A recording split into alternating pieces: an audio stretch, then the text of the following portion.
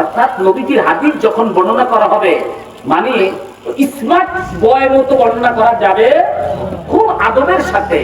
নবীজির নাম নিতে হইলে খুব অকার ভাব গম্ভীর্যের সাথে নবীজির শানের সাথে মিলাই নিতে হবে।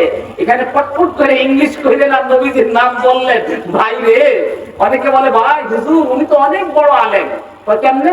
উনি যে ইংলিশ বলে, তাই নাকি? আমি কই আল্লাহ তো ভুলে করে ফেলাইছে। তিলকে হুজুরের কথা বলে তো কোরআন হাদিস ইংলিশে নাজিল করা দরকার ছিল।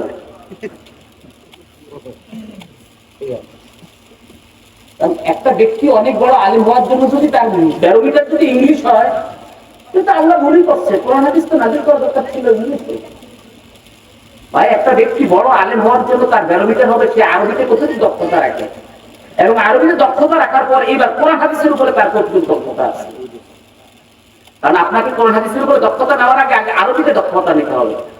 কারণ কোরআন হাদিসটা এত শব্দের বিস্তৃতি, আরবি শব্দের, যেটা আপনি যখন এই শব্দকে দুইটা যাবে এই যে না আব মাহবুব, এই আব মাহবুবের ব্যাখ্যা করতে গেলেই তো আপনি বিশাল আরবির সমাহার আপনার ভিতরে থাকতে হবে।